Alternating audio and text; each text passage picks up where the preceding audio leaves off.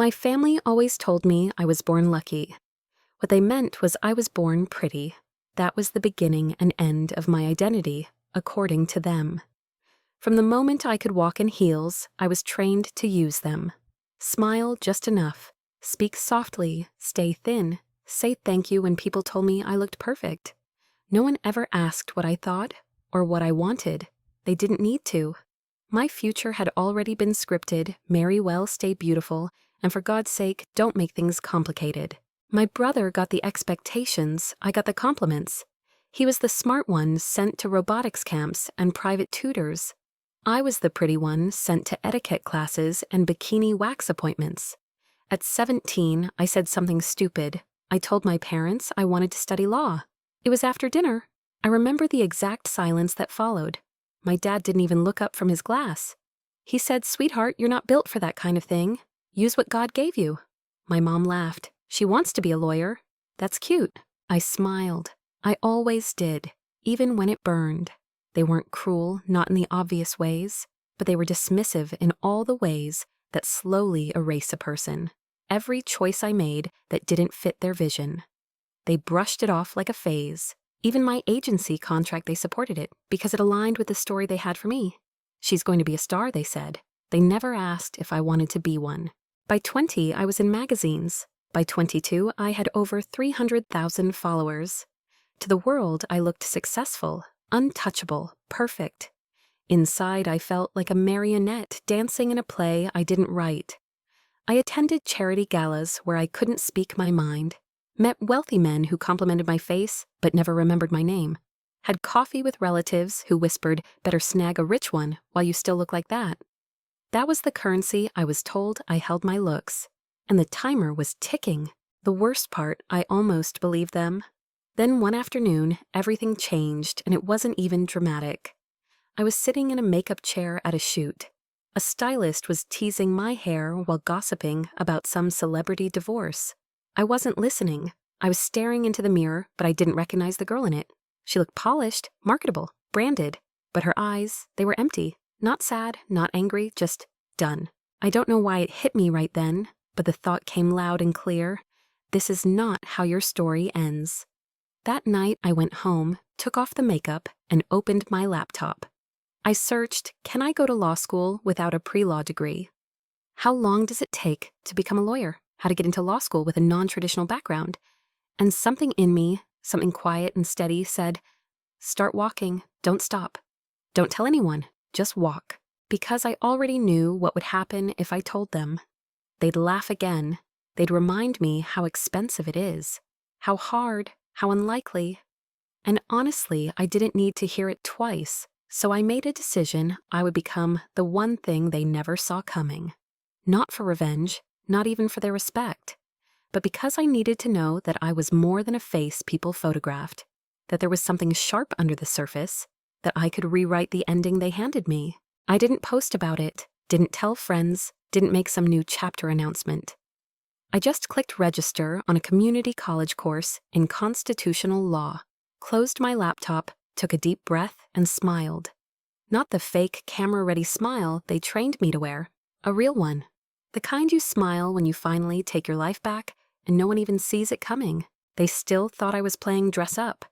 But now I was studying the law that would one day undo everything they assumed about me. It started with one course, 3 nights a week.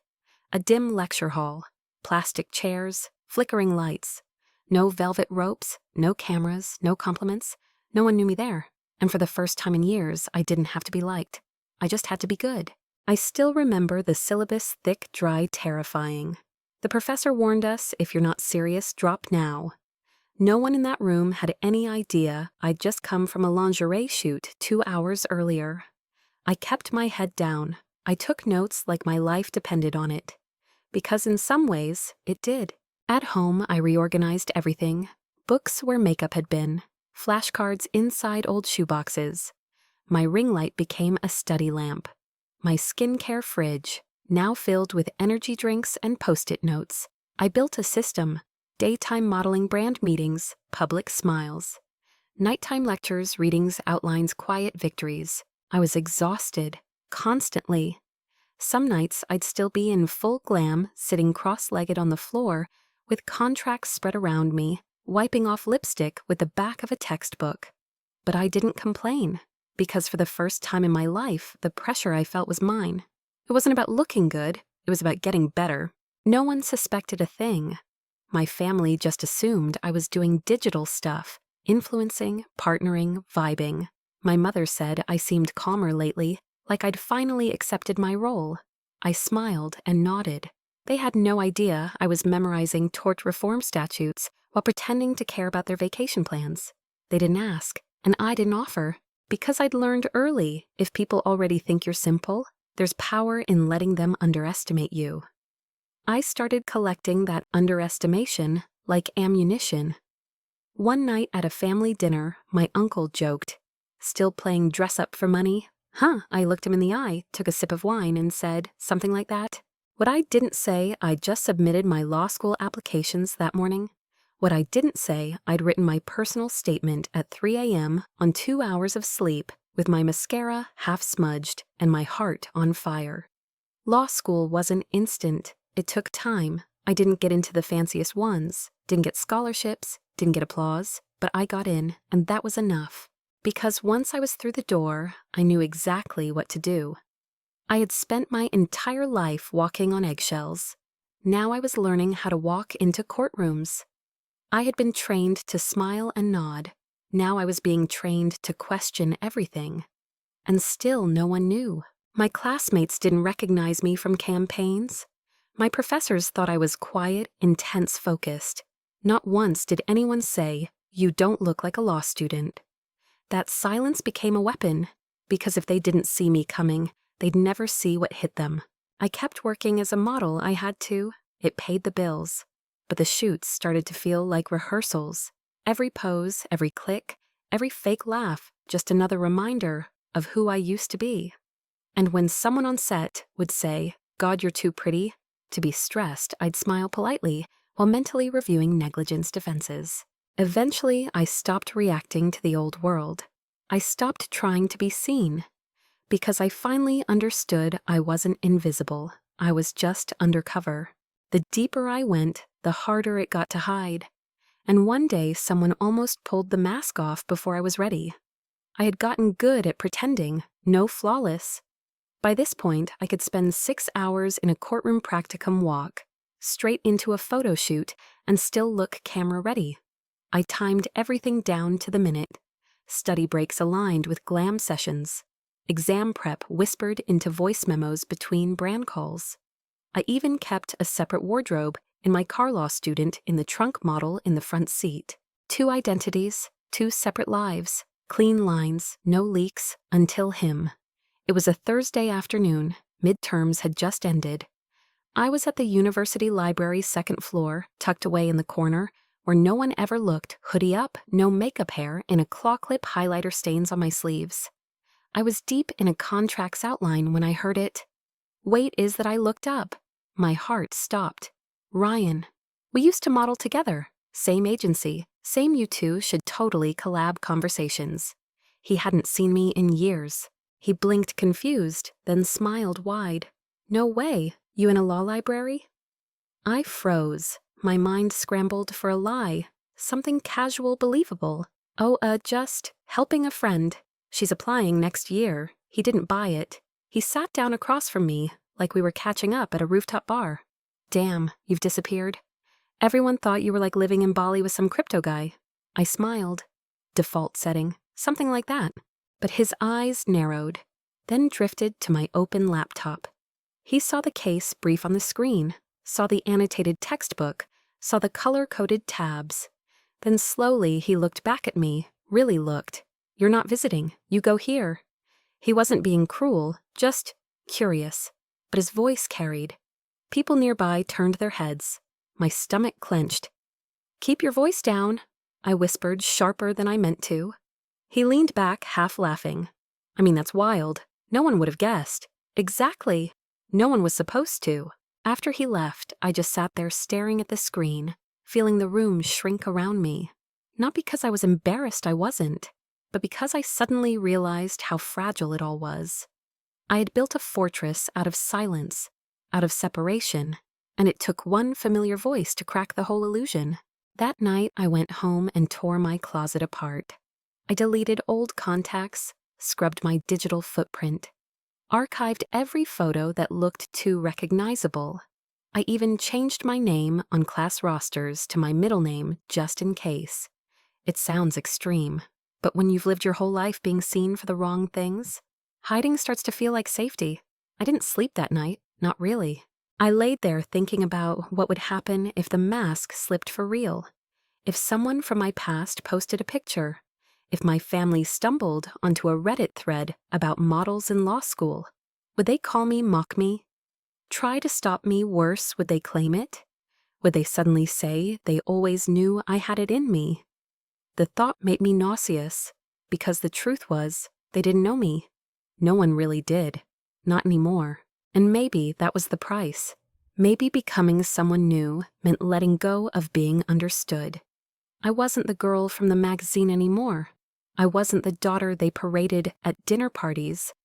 I wasn't even the sweet one in the family group chat. I was something else now, not yet fully formed, but no longer willing to be underestimated. I didn't burn bridges. I just stopped walking toward people who never thought I'd get far anyway.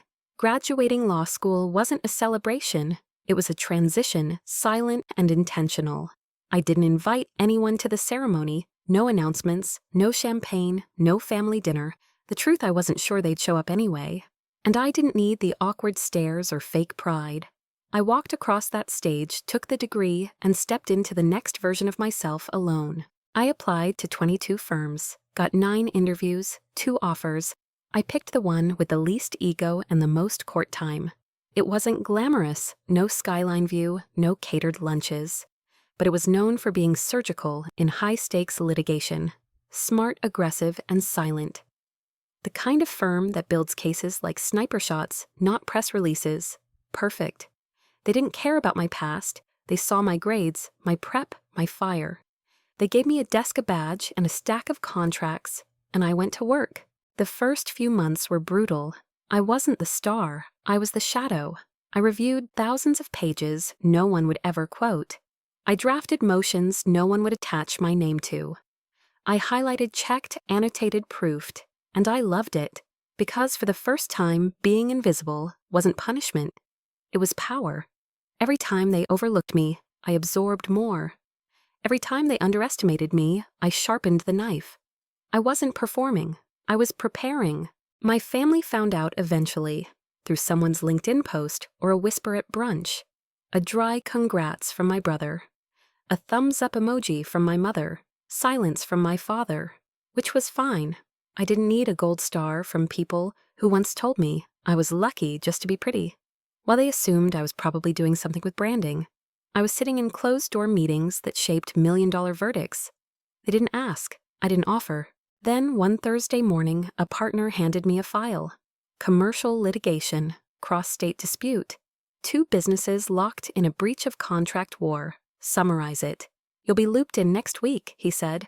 I opened the binder, read through the first 30 pages, routine, until I saw the name.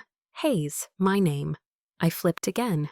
Plaintiff Carter and Lyons Development Group. Defendant Charles Hayes, my father. I sat still for a long time. Then I turned the page. It wasn't personal litigation. It was business.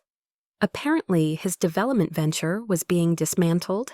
They were accusing him of hiding funds, doctoring reports, breaching fiduciary duty. I didn't panic. I didn't flinch. I just kept reading. Because none of it surprised me. He had always treated rules like suggestions, ethics like inconvenience. Now someone with sharper teeth was coming for him. And I wasn't going to stop it. I was going to document it. I didn't tell anyone at the firm. There was no reason to. I wasn't lead. I wasn't conflicted. He wasn't my father in that room. He was just another defendant. Just another man who thought the details wouldn't catch up. So I kept working, quietly, accurately. I prepared the briefing materials, cross-referenced timelines, outlined inconsistencies. It was just another Thursday, until the door opened, and he walked into the room. They knew I was a lawyer. They just never expected me to become the kind that mattered. He knew I'd gone to law school, he even knew I'd passed the bar. But like everything else about me that didn't fit his version of who I should be, he filed it away as a harmless hobby, a phase, a thing to bring up at dinner parties, my daughter. Yeah, she's doing some legal stuff now. Still looks great, though. That's how he saw me, still the pretty one, just now with a degree. So when he walked into that boardroom dark suit silk tie, that same controlled energy he always carried into business negotiations, he wasn't expecting anything more than a meeting with his lawyers. He certainly wasn't expecting me. I was already seated, flipping through the latest round of filings. Our team had just been looped in to advise on strategy. The plaintiff was pressing hard in a commercial real estate dispute where my firm had been brought in late to fix the mess. I hadn't been assigned because of my last name. No one connected the dots, why would they? There are plenty of people named Hayes, and even if someone had asked, I wasn't going to volunteer it. I was just doing my job until he walked in. He was halfway through a greeting when his eyes landed on me. For a second, he didn't react. Then that familiar tightening in his jaw. The almost imperceptible double take. He didn't say anything, just nodded once and took his seat at the head of the table. The partner began the meeting, quick updates, motion status summary of risks. I kept my tone neutral, my posture relaxed. I wasn't here to prove anything.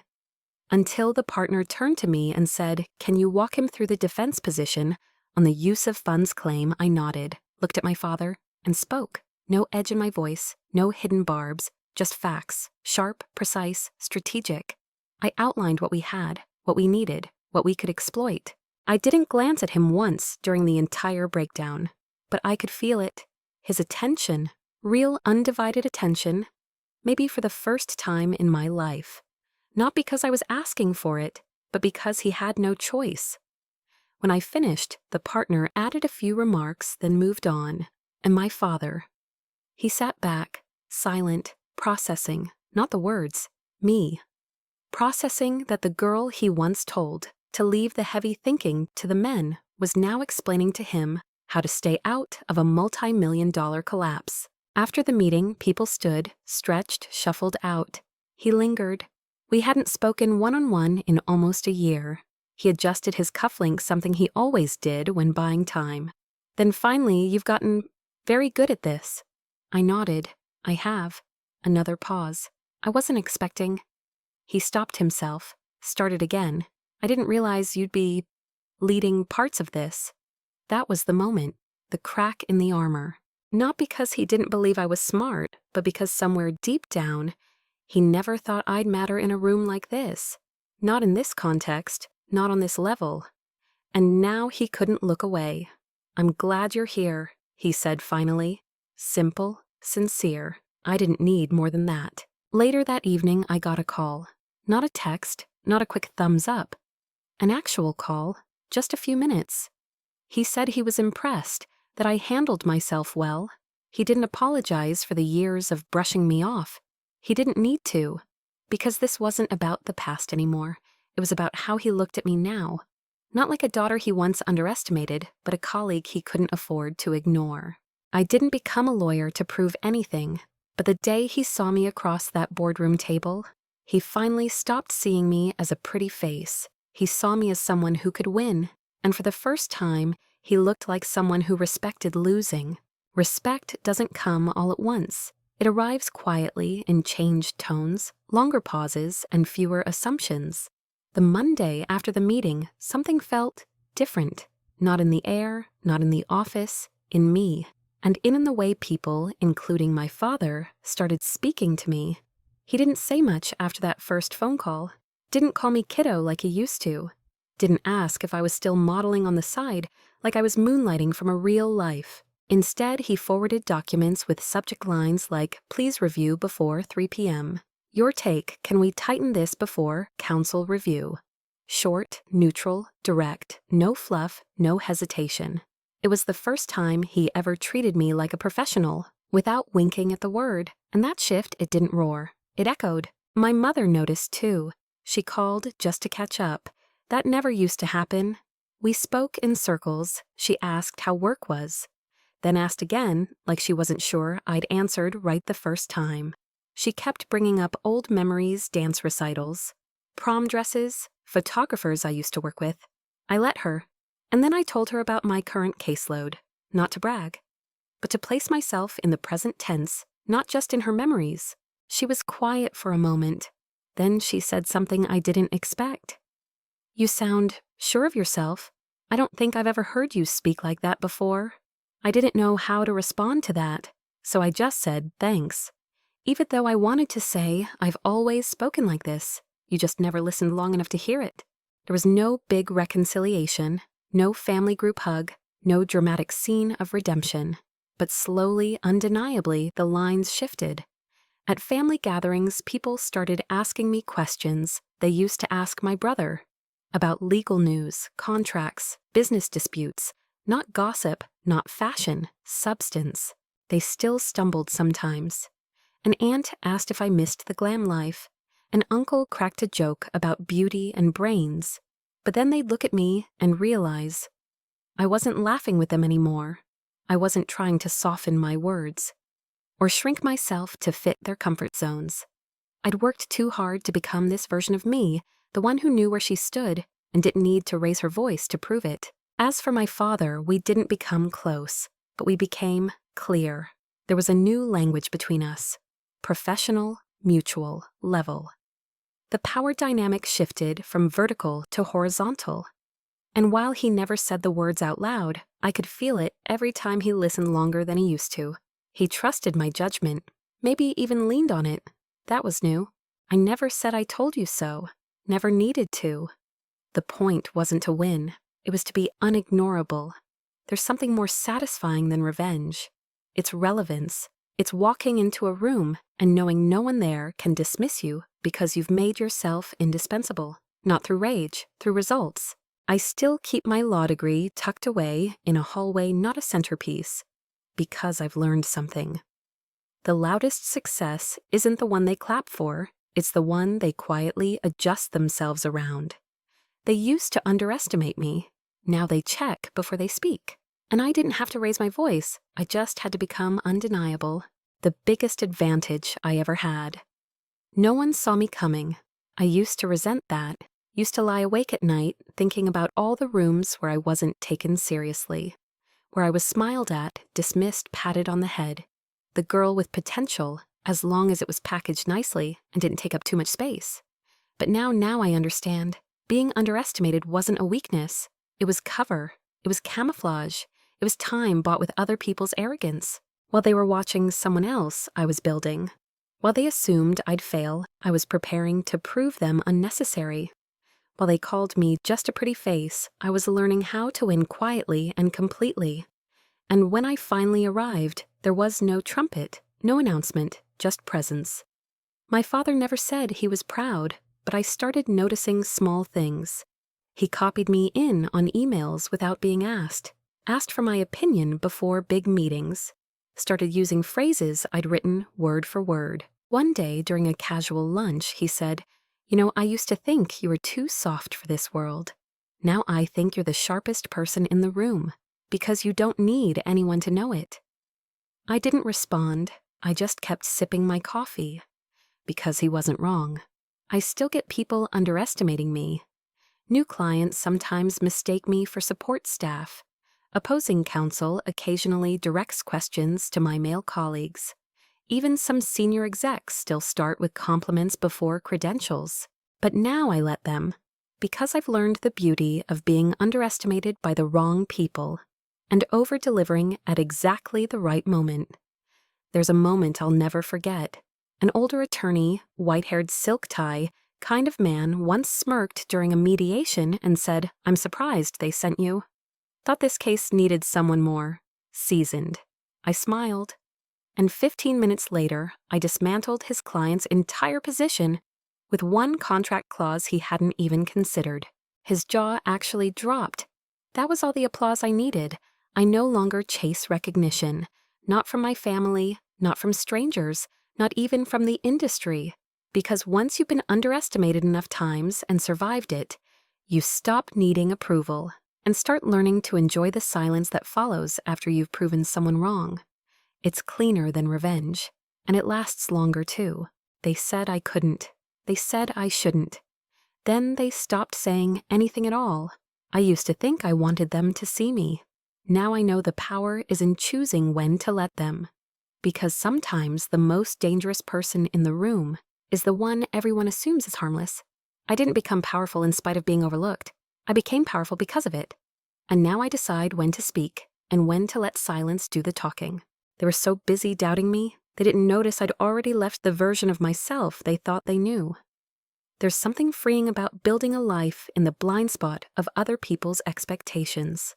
No pressure, no applause, no stage, just space to learn. To fail to quietly reassemble every broken piece they said would never matter. By the time they realized I'd changed, I wasn't angry anymore. I wasn't waiting for apologies or catch-up conversations. I was already gone. Not physically, emotionally, spiritually. I had outgrown the frame they built for me, and I had no interest in shrinking to fit it again. My apartment now is small, minimal, clean, light.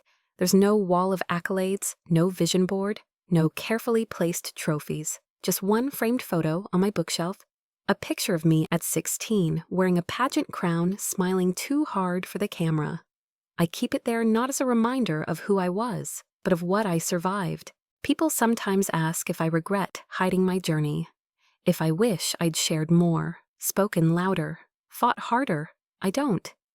Because if I had, I might have spent all my energy convincing people, instead of becoming the person worth listening to. I didn't need their support. I needed their silence, so I could finally hear myself. My father respects me now. We don't talk every day, but when we do, it's level. He sends over contracts for review, asks real questions, listens to my answers. Sometimes I catch him watching me like he's trying to do the math. How did that girl become this woman?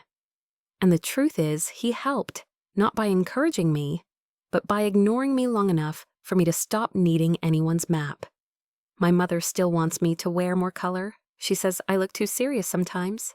I smile and remind her serious women get taken seriously.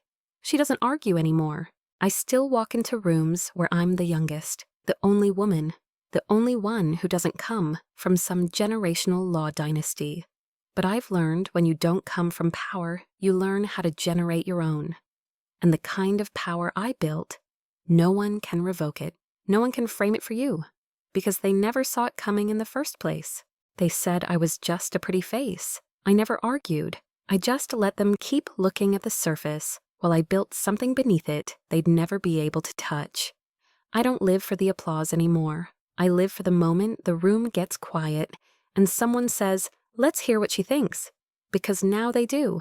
And me, I just keep building, brick by brick, boundary by boundary, not out of spite, not for revenge, but because I finally learned that the most powerful kind of woman is the one who doesn't need to be seen until she decides she wants to be.